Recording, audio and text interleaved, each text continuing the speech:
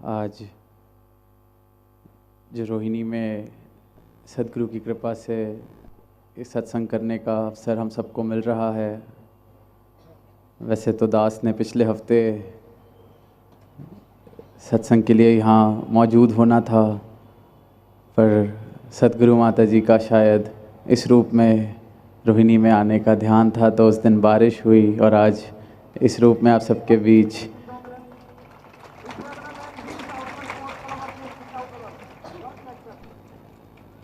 तो जो उद्देश्य जिसका जिक्र भी निरंतर के सच की आवाज़ को, ये परमात्मा की जानकारी प्राप्त की जा सकती है, सत्य से जुड़कर भक्ति भरा जीवन जिया जा सकता है। हर एक इंसान तक इस आवाज़ को पहुंचाने का प्रयास हर एक संत ने, महापुरुष ने किया, और वो इसीलिए क्योंकि दुनिया में इंसान ने न जाने कितनी काल्पनिक, कितनी गलतफहमियाँ, कितने ऐसे भ्रम इस विषय में बना रखे हैं। परमात्मा के विषय में, धर्म के विषय में जितनी गलतफहमियाँ, जितना झूठ, जितने भ्रम शायद ही किसी और विषय में आज तक इतना कोई भ्रम में रहा है। सुनता तो इंसान हर धर्म ग्रंथ को है, सुनता हर पीर पैगंबर की बात को है, सुन के ये दोहराता भी है कि परमात्मा अंग संग है, मैं भी परमात्मा का अंश हूँ। अक्सर कहीं भी कोई बात करे अगर परमात्मा की, प्रभु की, तो यही कहता है कि परमात्मा तो हर जगह है, हम सब में भी परमात्मा है, हम भी परमात्मा का रूप हैं। सुनता है कान से, पर सदगुरु के चरणों में जो आ जाते हैं बात, वो भी यही कहते हैं, पर उनकी बात, सुनी हुई बात को दोहराई नहीं जा रहा। वहाँ वो आँख से पहले इसको देखते हैं। सदगुरु जो भक्ति देते हैं वो कान वाली नहीं, आँख वाली भक्ति। और दुनिया में सुन के दोहराना तो तरह तरह से किया जा रहा है। इंसान ने भी तरह तरह के परमात्मा के विषय में अपने शब्द, ग्रंथ, न जाने क्या क्या बना चुका है, पर जीवन में जब तक इसके दर्शन नहीं होते, जीवन में जब तक इसका बोध नहीं होता, तब तक भक्ति सही मायने में शुरू नहीं हो सकती।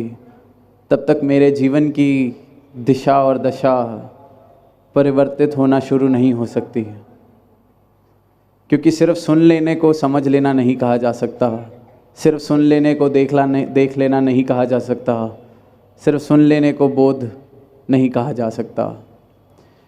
सुन सुन के तो इंसान ने परमात्मा के नाम को जप के परमात्मा को एक ऐसा हथियार बना लिया है कि वो सोचता है कि परमात्मा का नाम इस्तेमाल करके तो कोई भी काम कराया जा सकता है समाज में। हम बड़े पैमाने पर धर्म के नाम पर झगड़ों की तो बातें सुनते हैं, खून खराबे की बातें सुनते हैं, धर्म के नाम पर खून बहाए जा रहे हैं, ये हम निरंतर सुनते आए हैं। और इंसान को लगता है कि चलो मैं ये सब तो नहीं कर रहा, पर इंसान ने अपने व्यक्तिगत जीवन में भी इसको एक हथियार की तरह ही इस्तेमाल करना शुरू कर दिया है, और वो बिल्कुल बेखबर है इस चीज़ से, क्योंकि बोध नहीं है, जानकारी नहीं है, परमात्मा जीवन में आया नहीं है। सदगुरु की कृपा इस रूप में जीवन में नहीं हुई कि जीवन जीने की कला इंसान को आ जाए। हाल तो ऐसा भी देखने को, सुनने को मिलता है कि किसी के आगे अगर कोई ऊंची आवाज़ में बोल बैठे या कोई थोड़ा सा अनुचित व्यवहार कर दे तो वो परमात्मा का नाम का इस्तेमाल ऐसे करता है कि मेरे अंदर बैठे परमात्मा का तिरस्कार कर दिया है आपने, अब मैं आपको छोड़ूंगा नहीं। मुझे तो वैसे गुस्सा नहीं आता, पर मैं क्योंकि इस परमात्मा का अंश हूँ और इस परमात्मा की बेइज्जती मैं नहीं सह सकता, इसको तो मैं सबक सिखाऊंगा। और ये सुन के हैरानी की बात ज़रूर लग सकती है, पर ये बड़ी आम स्टेटमेंट, क्योंकि इंसान तो बदला नहीं, उसको तो एक बहुत अच्छा हथियार परमात्मा के नाम का मिल गया है। और वहीं इस जीवन को कान के द्वारा जो जीवन जिया जा रहा है वो परमात्मा नाम का जिक्र और परमात्मा का इस्तेमाल, धर्म का इस्तेमाल भी सिर्फ़ और सिर्फ अपने व्यक्तिगत स्वार्थों के लिए करता चला जाता है।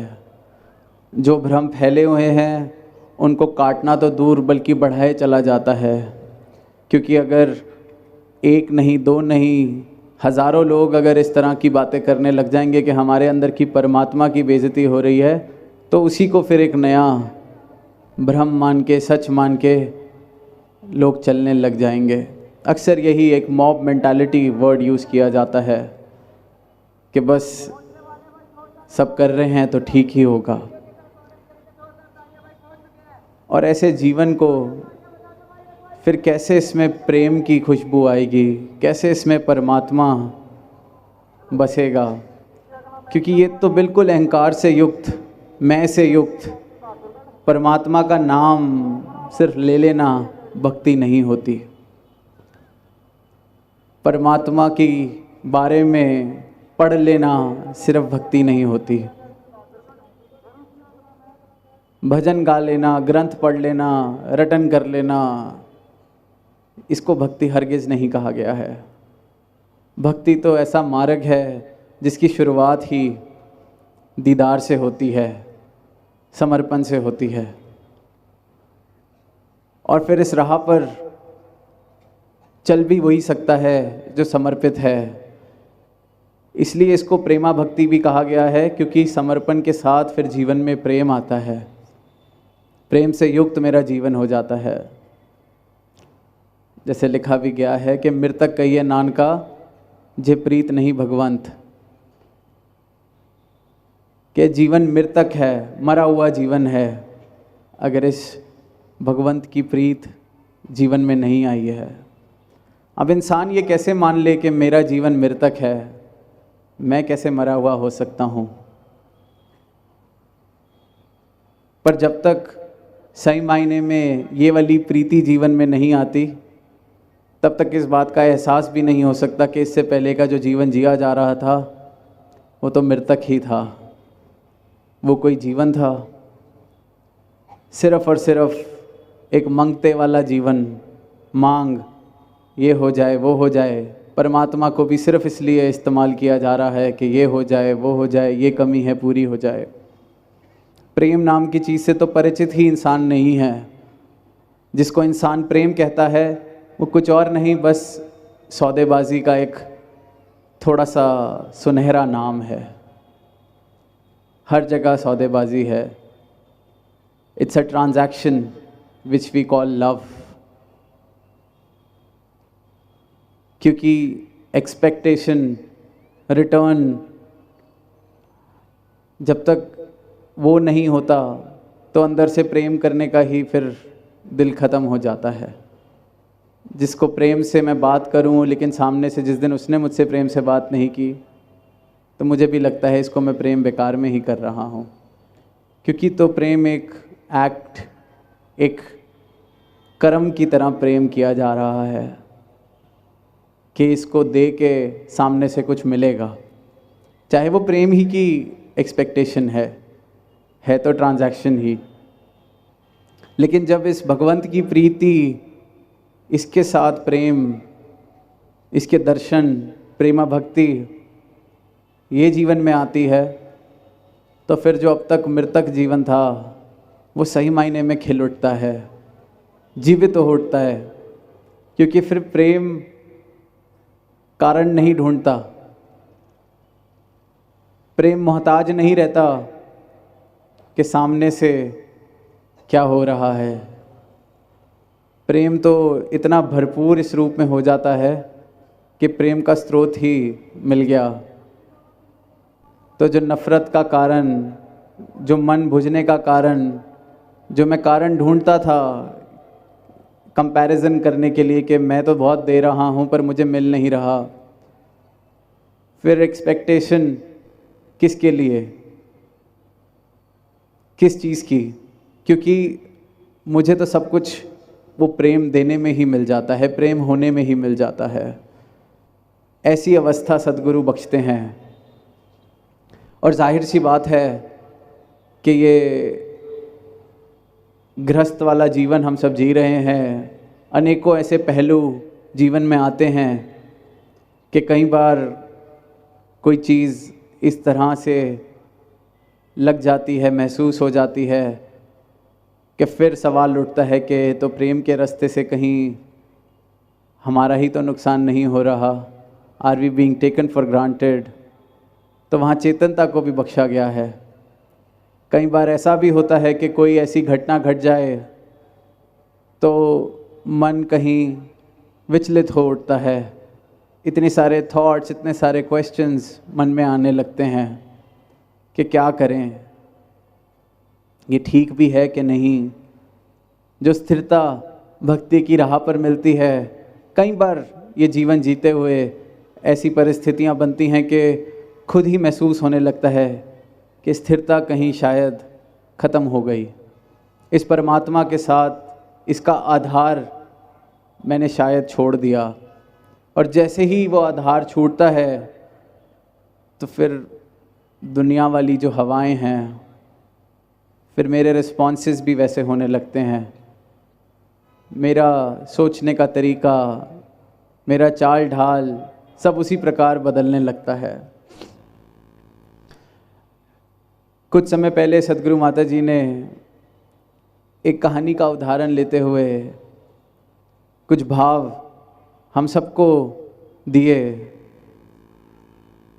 कहानी कुछ इस प्रकार थी कि गौतम बुद्ध किसी यात्रा पर थे अपने एक शिष्य के साथ, और काफ़ी लंबी यात्रा थी। तो रास्ते में वो अपने शिष्य से कहते हैं कि मुझे प्यास लग रही है, आप पानी ले आइए मेरे लिए। तो शिष्य कहता है कि हाँ जी, हमने 1.5 या 2 मील पहले एक नदी, एक तालाब को हमने पार किया था। आप यहाँ बैठें, विश्राम करें, मैं पानी लेके आता हूँ। तो शिष्य जब वहाँ पहुँचता है तो उसके सामने से एक घोड़ा गाड़ी उस तालाब के ऊपर से निकल जाती है, और वो जो पानी अभी तक साफ़ सुथरा दिख रहा था, वो घोड़ा गाड़ी निकलती है तो सारे तालाब की गंदगी, मिट्टी सब ऊपर आ उठती है, और वो पानी जो साफ़ दिख रहा था वो गंदा हो जाता है, गंदा दिखने लगता है कि ये तो मिट्टी मिट्टी हो गया है, ये मैं अपने गुरु के लिए तो पानी यहाँ से नहीं लेके जा सकता। तो वापस जाता है। फिर भगवान बुद्ध पूछते हैं कि पानी नहीं लाए? तो वो कहता है कि नहीं, पानी थोड़ा आपके लिए ठीक नहीं था, हम आगे चलते हैं, आगे भी एक नदी आने वाली है, मैं आपको वहाँ से पानी भर के पिलाऊंगा। पर फिर भी भगवान बुद्ध कहते हैं कि नहीं, आप वापस लौटिए, वहीं से पानी लेके आइए। तब शिष्य भी अपना कोशिश तो करता है कि मैं कैसे समझाऊं कि मैं गंदा पानी आपके लिए नहीं लेके आना चाहता, पर आदेश आता है तो वो लौट जाता है। लौटता है वापस, वही 1.5-2 मील का रास्ता, तो कुछ समय लगता है उसके पास पहुंचने में। जब वहाँ जाता है तो देखता है कि पानी वो तालाब का वापस साफ जैसे पहले था, कहीं दिख ही नहीं रहा कि इसके ऊपर से कोई गंदगी थी। तो जब पानी भरने लगता है तो उसको एहसास हो जाता है कि मुझे वापस भेजा क्यों गया। एक बहुत बड़ी शिक्षा मेरे गुरु ने मुझे दे दी है, वापस लौटता है पानी देते ही भगवान बुद्ध के चरणों में कि आपने बहुत बड़ा उपकार किया कि मुझे वापस भेजा, मैं समझ गया जो आप समझाना चाह रहे थे। तो सदगुरु माता जी ने भी यही फिर उसके बाद समझाया कि जो शिष्य को बात समझ आई थी कि मन में भी कहीं बार इस तरह उथल पुथल हो जाती है, कोई चीज़ गुजर गई तो लगता है कि सब हिल गया है, सारे उल्टे सीधे भाव, सारे विकार मुझे पकड़ने लगते हैं। जो स्थिरता प्राप्त हुई थी वो कहीं डावाडोल होने लगती है। पर जैसे वहाँ से घोड़ा गाड़ी गुजरी फिर पानी लेकिन वापस स्थिर हो गया, क्योंकि अपने स्थान को उसने पकड़े रखा। और ये हमने बड़ा एक कॉमन साइंस में भी एक्सपेरिमेंट सुनते थे, सेडिमेंटेशन, सेटल हो जाता है नीचे जो भी मिट्टी वगैरह होती है। तो सच्चे पातशाह ने ये कहा कि इसी प्रकार कोई ऐसी उथल पुथल हो भी जाए तो इस निरंकार के आधार को नहीं छोड़ना, इसके साथ इस प्रकार जुड़े रहना। वो कब उथल पुथल वापस बैठ जाएगी, वापस स्थिरता वाली अवस्था तुम्हें मिल जाएगी और फिर वापस भक्ति के मार्ग पे जिस तरह से यात्रा कर रहे हो करते चले जाओ। तो ये तो निरंतर हमें जीवन जीने की कला इस प्रकार प्रदान कर रहे हैं कि अगर हमें प्रण दिया है कि गृहस्थ में रहना है तो उस गृहस्थ को निभाना कैसे है ये भी बता रहे हैं। ऐसा नहीं कहा कि ये प्रण लेके ये ब्रह्म ज्ञान के दर्शन, ब्रह्म ज्ञान के द्वारा ब्रह्म के दर्शन करा के अब छोड़ दिया है कि जाओ जी लो अपनी ज़िंदगी, क्योंकि ये जीवन तो ऐसा है कि पल पल पर गुरु चाहिए रास्ता दिखाने के लिए, उंगली पकड़ने के लिए। और सद्गुरु हमेशा ऐसे ही इशारों से हर पल में न जाने कितनी उलझनों को सुलझा रहे होते हैं। हमारी आँख, वो जो कहानी में शिष्य था कि किसी शब्द की भी ज़रूरत नहीं पड़ी गुरु को, वो नदी देखते ही समझ गया कि मुझे क्या सिखाने भेजा है इन्होंने।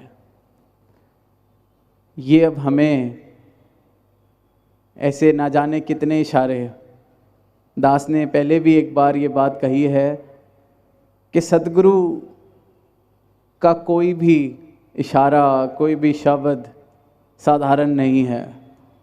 हर एक चीज़ में राज है, शिक्षा है।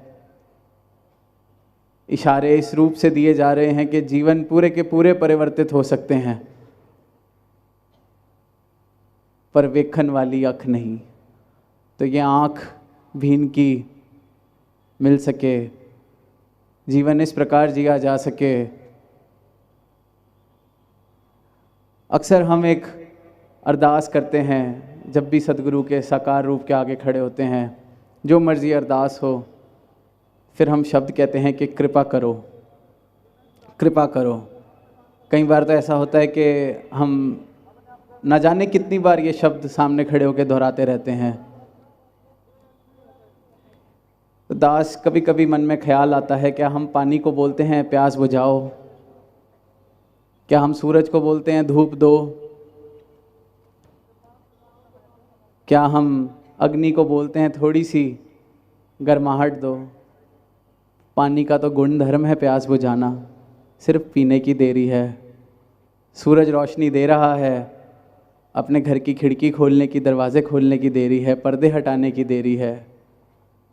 इसी प्रकार कृपा तो निरंतर ये कर ही रहे हैं, इनका गुण धर्म है। सद्गुरु साकार जहाँ चल रहे हैं, जहाँ विराजमान हैं, जहाँ साकार रूप में विराजमान नहीं भी हैं, कृपा तो निरंतर कर रहे हैं। तो कहने की ज़रूरत क्या है? पानी को क्या हर बार पीते हुए कहते हैं प्यास बुझा देना, पानी पीने लगा हूँ? तो फिर ये वाली समझ यहाँ मेरी कहाँ चली जाती है? बहुत इशारे निरंतर मिल रहे हैं, और सिर्फ हमें ही नहीं, सारी मानवता को जो इस ब्रह्म से परिचित नहीं है उनके लिए भी, कि अपनी उलझनों को जो जीवन में बांध रखी हैं, जो बोझ उठा के चल रहे हो, उससे मुक्त हो जाओ। जीवन ऐसे जियो जैसे एक नदी से नैया के ऊपर बैठ के, एक नाव के ऊपर बैठ के पार किया जा रहा है। पर इंसान नदी में तो चल रहा है और नाव को सर पे उठा के बैठा हुआ है और चले जा रहा है उस नदी के ऊपर। पार तो वो भी कर रहा है इस दुनिया में, सोच रहा है कि मैं भी पार कर रहा हूँ। पर कैसा जीवन हुआ, जिस नदी पे बैठकर सवार हुआ जा सकता था उसी को सर पे उठा रखा है। जिस नाव पे बैठकर सवार हुआ जा सकता था वो सर पे उठा के मैं चल रहा हूँ और सोच रहा हूँ देखो कितना महान हूँ मैं, कितनी बड़ी नाव मेरे सर पर मैंने उठा रखी है। तो अपनी मूर्खता को इंसान ने अपनी महानता समझा हुआ है, अपनी अज्ञानता को इंसान ने अपनी ज्ञानता समझा हुआ है। मृतक जीवन है इसका, मरा हुआ जीवन जी रहा है, पर सोचता है कि मुझसे ज़्यादा बेहतर कोई नहीं। तो हाल ही में भी दास ने शेर की एक पंक्तियाँ कि दिल के खुश करने को गालिब ये ख्याल अच्छा है। हमें मालूम है जन्नत की हकीकत, लेकिन दिल के खुश करने को गालिब ये ख्याल अच्छा है। इंसान बहुत सारे ख्याल इस प्रकार से सच मान के बैठा हुआ है, बस सोच रहा है कि चलो दिल को खुश करके ही ये जीवन काट लिया जाए। पर वाकई इस सच्चाई से परिचित हुआ जा सकता है। ये परमात्मा को कल्पना मात्र रखने की अपने जीवन में कोई ज़रूरत नहीं है। ये जो बोझ छोड़े जा सकते हैं उनको छोड़ दिया जाए। ये जो भारीपन भरा हुआ है जीवन में उसको हल्का कर लिया जाए। एक झूठ वाला जीवन, एक सोता हुआ जीवन, एक मरा हुआ जीवन, उसको जीवित कर लिया जाए। यही अरदास, यही कामना कि ऐसा जीवन सारी मानवता के हिस्से में आए। प्यार से कहना, धन निरंकार।